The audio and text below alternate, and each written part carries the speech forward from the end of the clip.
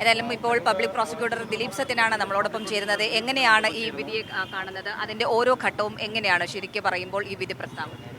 അല്ല, ഇപ്പോൾ ഇതിനകത്തിപ്പം rarest of rare ആണെന്നുള്ളൊരു ക്വസ്റ്റനാണ് വരുന്നത്. തീർച്ചയായിട്ടും ഇതിനകത്ത് ഒബ്സർവേഷൻ റയറസ്റ്റ് ഓഫ് റെയർ ആയിട്ട് തന്നെ വരാനുള്ള സാധ്യതയാണ് ഞാൻ കാണുന്നത്. പക്ഷേ റയറസ്റ്റ് ഓഫ് റെയർ ആയാൽ പോലും നമ്മുടെ സുപ്രീം കോടതിയുടെ നിർദ്ദേശം അനുസരിച്ച് പല ക്രൈറ്റീരിയാസ് കൺസിഡർ ചെയ്തതിന് ശേഷം മാത്രമേ ഡെത്ത് സെൻറ്റൻസ് കൊടുക്കാൻ പാടുള്ളൂ.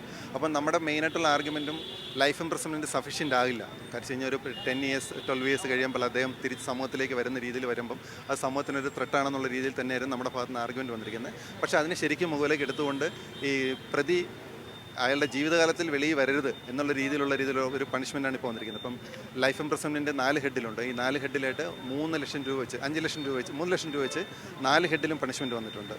അതിനുശേഷം 436 വീട് തീ വെച്ചതിന് 7 വർഷം കൊടുത്തിട്ടുണ്ട്. പിന്നെ 201 5 വർഷം കൊടുത്തിട്ടുണ്ട്. അപ്പോൾ 7 5 12 വർഷത്തോളം തീർച്ചയായിട്ടും കേതൽ ആദ്യം ആ ശിക്ഷ അനുഭവിച്ച് തീർന്നതിന് ശേഷം മാത്രമേ ലൈഫ് ഇംപ്രിസൺമെൻറ്റ് സ്റ്റാർട്ട് ചെയ്യത്തുള്ളൂ.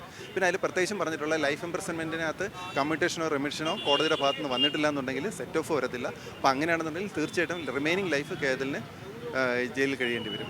എങ്ങനെയാണ് ഇതിലൊരു വധശിക്ഷ എന്നത് വരാത്തത് കൊണ്ടുള്ള പ്രോസിക്യൂഷന് ഈ വിധിയിലുള്ളൊരു തൃപ്തി എങ്ങനെയാണ് നിലവിൽ? അല്ല, ഞാൻ പറഞ്ഞില്ല, ഇപ്പം സൊസൈറ്റിയെ സാറ്റിസ്ഫൈ ചെയ്യുന്നുള്ളതല്ലല്ലോ കോടതിയുടെ പർപ്പസ് എന്ന് പറയുന്നത്. നമുക്ക് നിയമവ്യവസ്ഥയും നീതിന്യായ വ്യവസ്ഥയിലും പല കാര്യങ്ങളും മിക്കവാറുമുള്ള ഡെത്ത് സെൻറ്റൻസ് നമുക്കറിയാമല്ലോ. കീഴ്ക്കോടതിയിൽ ഡെത്ത് സെൻറ്റൻസ് വരുന്നത് ഹൈക്കോടതിയിലോട്ട് പോകുമ്പോൾ അത് ഇവിടെ ഇപ്പോൾ റീസെൻ്റ്ലി തന്നെ ആ കൊലുസുബിനു എന്ന് പറഞ്ഞ് ഇവിടെ കോവളത്ത് നടന്ന മർഡർ കേസിൽ അത് ഡെത്ത് സെൻറ്റൻസ് ആണ് കൊടുത്തിരുന്നത്. അതിപ്പോൾ അത് ലൈഫ് ഇംപ്രിസൺമെൻറ്റ് വരും. അപ്പോൾ അങ്ങനെ ഒരു സിറ്റുവേഷൻ ആകേണ്ട കാര്യമില്ല. കാരണം ഇതിനകത്ത് ഇപ്പം ഈ മോർ ദാൻ 25 years 30 years മസ്റ്റായിട്ട് അയാൾക്ക് ജയിലിൽ കഴിയേണ്ടി വരുമെന്നുണ്ടെങ്കിൽ തീർച്ചയായിട്ടും അതിൽ പ്രോസിക്യൂഷൻ സംതൃപ്തനാണ്. എന്തൊക്കെയാണ് പ്രധാനമായും പ്രോസിക്യൂഷൻ നേരിടേണ്ടി വന്ന വെല്ലുവിളികൾ എന്ന് പറയുന്നത് ഈ കേസിൽ?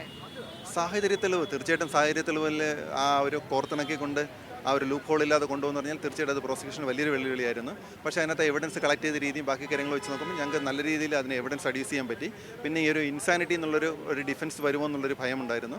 പക്ഷേ അതിനകത്ത് അവർക്ക് യാതൊരു രീതിയിലും ആ സമയത്ത് ഈ കൃത്യം നടന്ന സമയത്ത് ഇയാൾക്ക് മാനസികമായിട്ട് എന്തെങ്കിലും ഒരു പ്രശ്നമുള്ള തരത്തിലുള്ള യാതൊരു എവിഡൻസും വരാൻ കഴിഞ്ഞില്ല. അപ്പോൾ അതുകൊണ്ട് വേറെ പ്രശ്നങ്ങളൊന്നും ഇല്ലായിരുന്നു. പ്രതിഭാഗവും പ്രധാനമായും അത് തന്നെയാണ് മുന്നോട്ട് വെച്ചിരുന്നത്. ഈ പ്രതിയുടെ മാനസികാരോഗ്യം ഉയർത്തിയാണ് ഈ ശിക്ഷയിൽ ഇളവ് വരുത്താനൊക്കെ അവർ ശ്രമിച്ചിട്ടുണ്ട്. തീർച്ചയായിട്ടും അവർ മെയിനായിട്ട് 2 കാര്യങ്ങളെ പറഞ്ഞുള്ളൂ. അദ്ദേഹത്തിൻ്റെ ഏജും പിന്നെ ഈ മാനസിക ആരോഗ്യത്തിന് വേണ്ടി ചികിത്സയിൽ പോയിക്കൊണ്ടിരിക്കുകയാണ്. ഇപ്പോൾ ഈ സമയത്തും ട്രീറ്റ്മെൻറ്റിലാണെന്നുള്ള രീതിയിലാണ് അവരുടെ ഭാഗത്തു നിന്ന് വാദം വന്നിരുന്നത്. പ്രോസിക്യൂഷൻ ആകെ ഈ വിധിയിൽ ആകെ തൃപ്തരാണ് എന്ന് പറയാൻ സാധിക്കുമോ?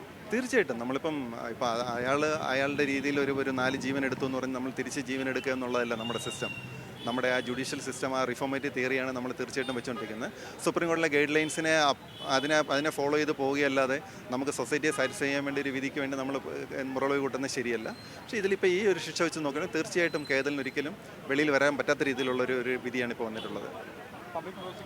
തീർച്ചയായും അത് തന്നെയാണ് ഷമ്മി ഇപ്പോൾ പബ്ലിക് പ്രോസിക്യൂട്ടർ കൈരളി ന്യൂസിനോട് വ്യക്തമാക്കിയത്. അതായത് നിലവിൽ അദ്ദേഹം 12 വർഷം ജയിൽ ശിക്ഷ അനുഭവിക്കേണ്ടി വരും. അതിനുശേഷം മാത്രമാണ് ഈ ജീവപര്യന്തം തുടങ്ങുക. ആ ജീവപര്യന്തം തുടങ്ങുന്ന സമയത്തിന് മുൻപ് തന്നെ അദ്ദേഹത്തിന് മറ്റ് ശിക്ഷകൾ അതുകൂടി ആ ശിക്ഷ കാലയളവ് പൂർത്തിയാക്കിയതിനു ശേഷം മാത്രമേ ജീവപര്യന്തത്തിലേക്ക് കടക്കുവാൻ വേണ്ടി സാധിക്കുകയുള്ളൂ.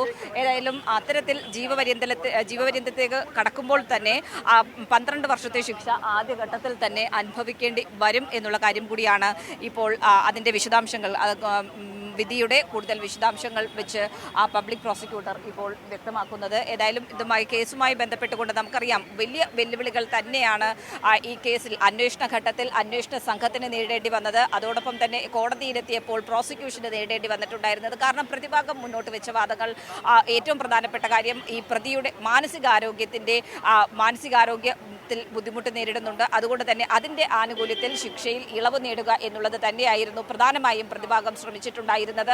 അതിൻ്റെ ആനുകൂല്യം നേടാൻ പ്രതിക്ക് സാധിച്ചിട്ടുണ്ടോ എന്നുള്ളത് കൂടിയാണ് ഇനി വ്യക്തമാകേണ്ടത്. പക്ഷേ അതിൻ്റെ ആനുകൂല്യം ലഭിച്ചിട്ടുണ്ടാകില്ല എന്നുള്ളത് തന്നെയാണ് നമുക്ക് ഈ ഒരു വിധി പ്രസ്താവത്തിൽ നിന്നും മനസ്സിലാക്കാൻ സാധിക്കുന്നത്. കാരണം അല്ലാത്ത പക്ഷം കേവലം ഒരു ജീവപര്യന്തം മാത്രമായി ഈ കേസിൽ വിധിച്ചാൽ മതിയാകുമായിരുന്നു. പക്ഷേ കേവലം ഒരു ജീവപര്യന്തം മാത്രമായിട്ടല്ല, അതിന് മുന്നോടിയായി 12 വർഷം കൂടി ഈ പ്രതി കോടതിയിൽ ജയിലിൽ കിടക്കേണ്ടി വരും എന്നതുകൂടിയാണ് ഈ വിധി പ്രസ്താവത്തിൻ്റെ ഏറ്റവും വലിയൊരു പ്രത്യേകത എന്നത് എടുത്തു പറയേണ്ടത് തന്നെയാണ്. 2017 ഏപ്രിൽ 5, 6 തീയതികളിലായിരുന്നു ഈ കേസിനാസ്പദമായ സംഭവം.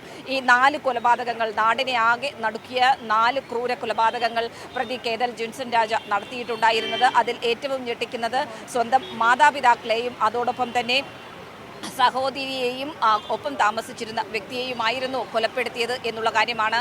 ഈ കൊലപാതകവുമായി ബന്ധപ്പെട്ടുകൊണ്ട് അന്വേഷണ സംഘത്തിന് മുന്നിൽ നിന്നും രക്ഷപ്പെടാൻ വേണ്ടി പല മാർഗങ്ങൾ പ്രതി ഉപയോഗിച്ചിട്ടുണ്ട് എന്നുള്ളതും ഈ കേസുമായി ബന്ധപ്പെട്ട് എടുത്തു പറയേണ്ടത് തന്നെയാണ്.